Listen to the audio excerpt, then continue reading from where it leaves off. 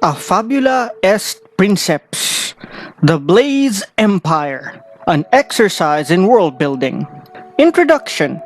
Hi, hello, and welcome everybody to this introduction to the world of A Fabula est Princeps, a series of epic fantasy stories. This will be a world building video, meaning it will discuss the different places and features of a given setting from the kind of people who live in it, a brief look at what's happening, and the various threats and dangers that can be found in it. This time we will be discussing the Blaze Empire, the central faction of the series that rules over the majority of the setting. Before I begin though, I'd like to thank the following people: Christine Elaine, Jaromir Enriquez, Nick Jazz Flores, Trixie Bernabe, Nicole Jocelyn, Dana Muli, Ermita Pomposa, Leonardo Eugenio III, and Ferdinand Tolentino. Thanks for your votes and input on this story. Self-promotion and quick update. So, if you've enjoyed my work so far, please feel free to do the following: like my videos, share my videos, subscribe to my channel, hit that bell for notifications. On another note, I've recently started a Patreon account so that generous viewers out there can make donations.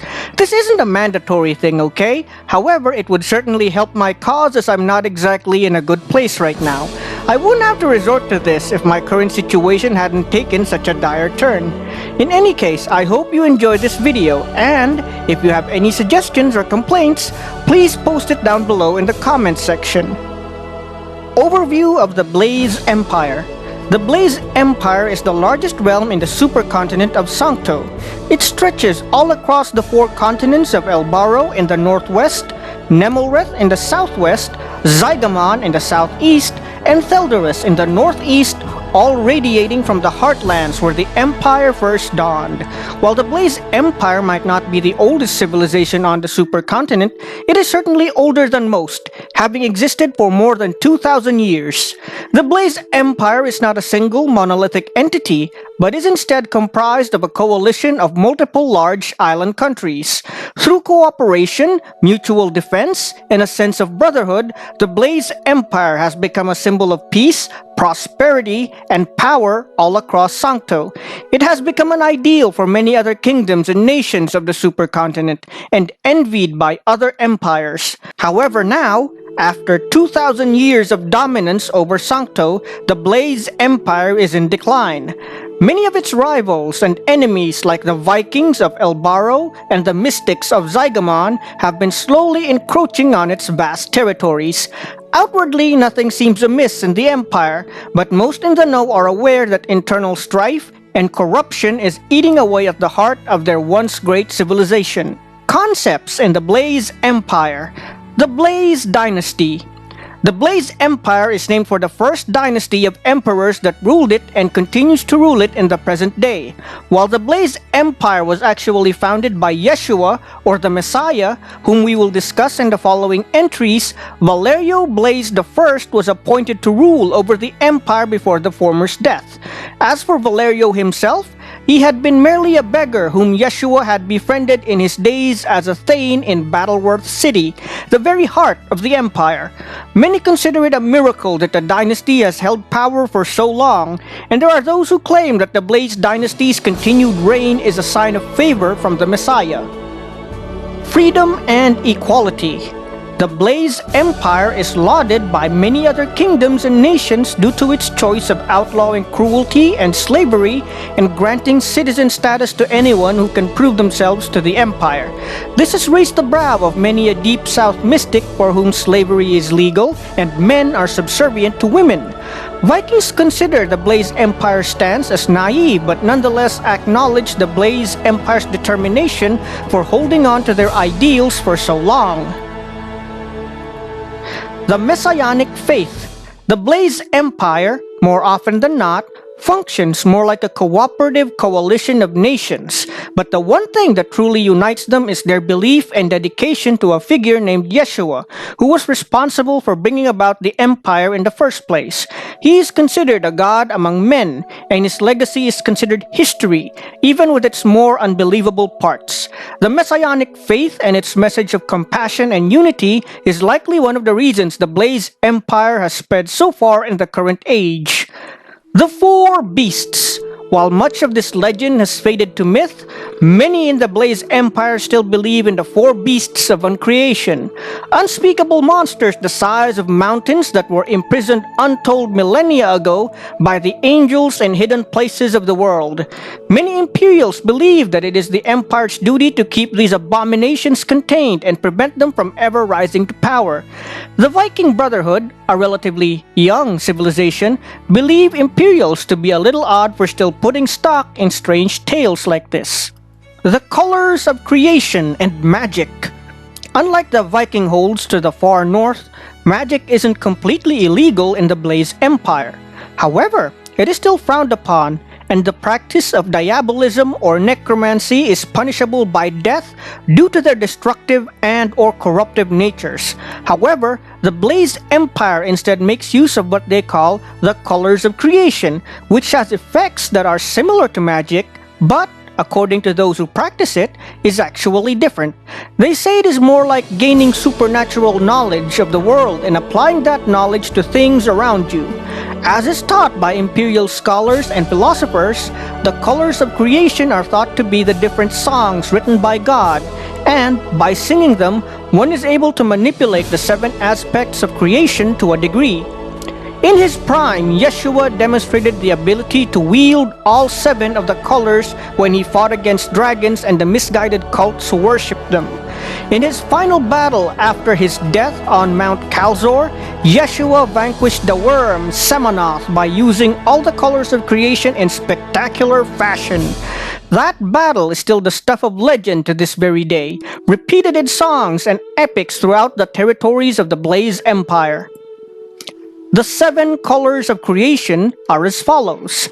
Red is the force of passion, love, and war. Those able to understand the red song are often fierce warriors or brazen lovers, or both. Even Vikings, who are themselves unparalleled combatants, often acknowledge red adepts as worthy opponents or powerful allies. Blue is the force of knowledge and the elements. Blue adepts are usually able to manipulate the elements of air, fire, water, and earth with ease to devastating or beneficial effects.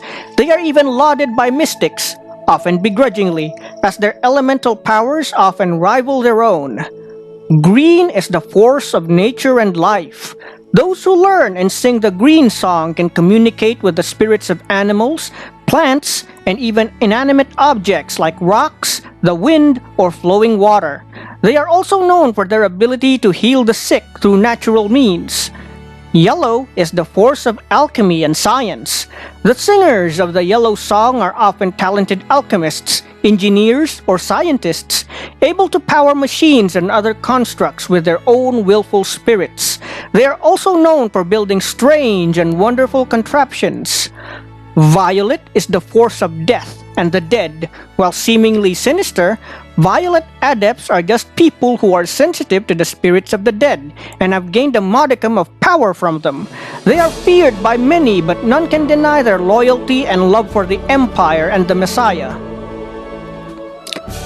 Indigo is the force of secrets and shadow. Those who sing the Indigo song are gifted with inhuman speed, able to make themselves invisible, or are skilled social manipulators. It is little wonder then why most Indigo adepts are spies, agents, or even assassins of the Empire. Orange is the force of light and celestial bodies. Blazing like candles in a dark world, orange adepts are often missionaries, priests, or paladins who bring either war or healing to wherever the Empire sends them. It has been said that there would be no Blaze Empire without the Orange Song to protect it during its infancy.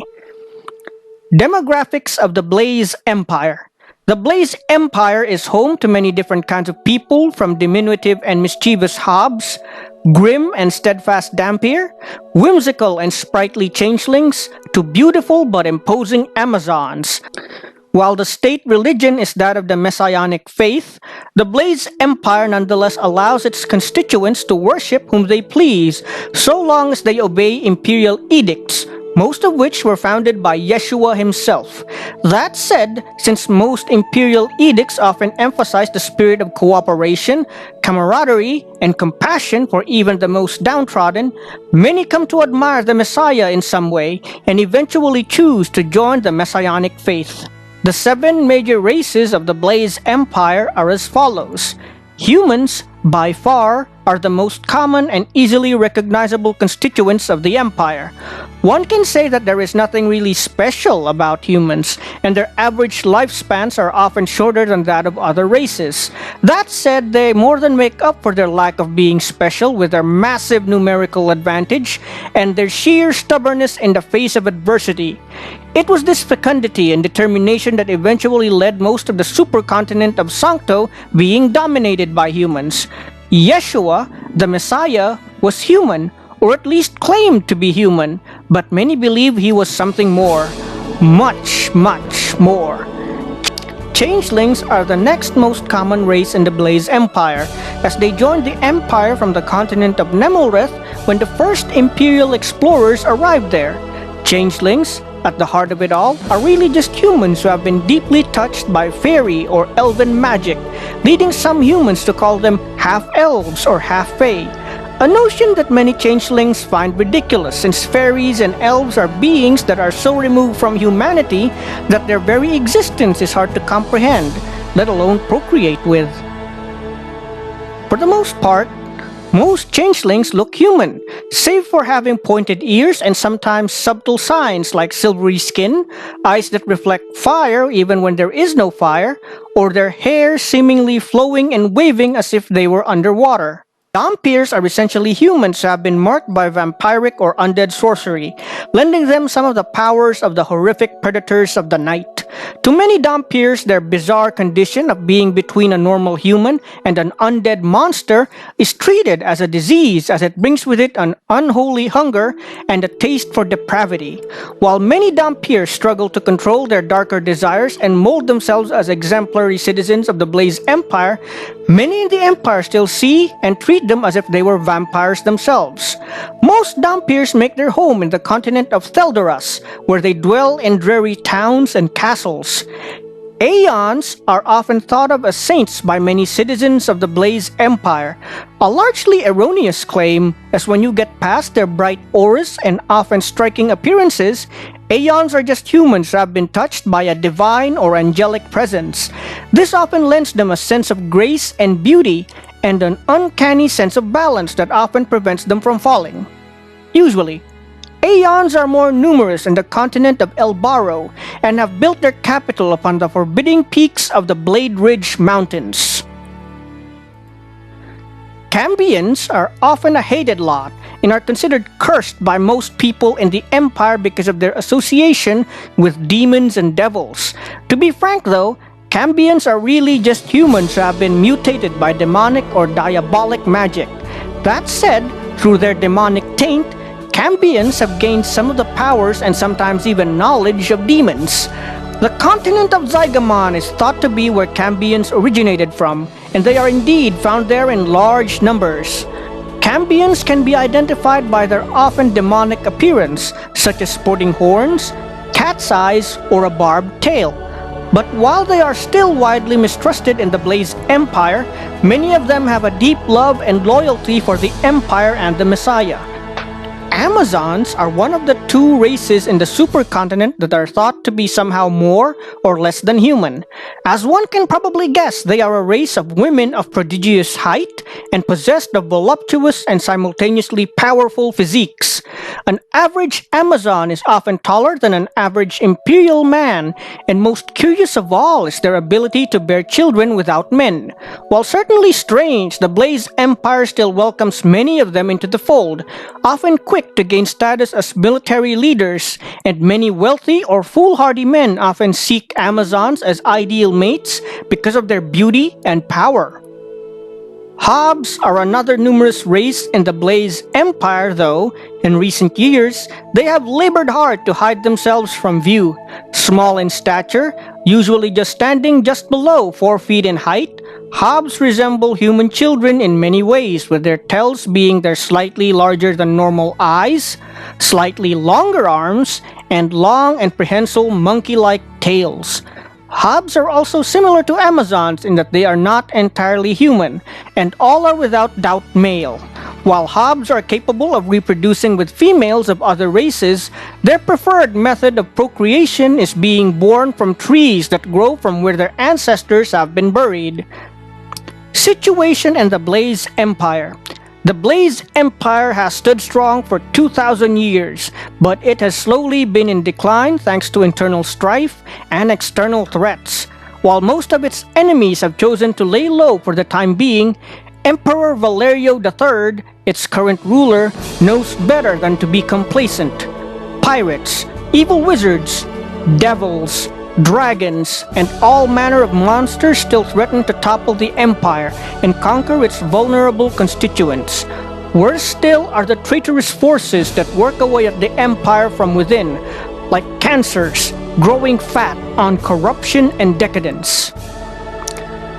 Sailing across the abyss. The supercontinent of Sancto is vast indeed, and sailing from one continent to another aboard an ordinary sailing vessel can easily take months or years. This was why wizards of the distant past created ways to enter a different world or dimension called the Abyss that can allow one to travel almost instantaneously from one point in the world to another, so long as there is a sufficiently large body of salt water. While certainly quick and, with preparation, can be very efficient, one requires a ship to sail across the waters of the abyss, whose depths are often filled with all manner of otherworldly monsters.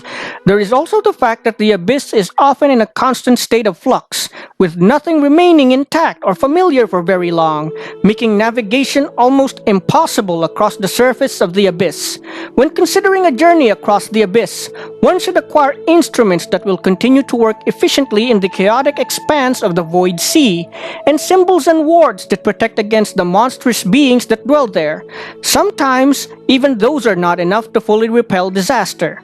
While the Blaze Empire does commission ships to travel through the abyss, and while abyssal travel is probably the only form of magic that is fully embraced in the Empire, it is not something that is recommended for everyone.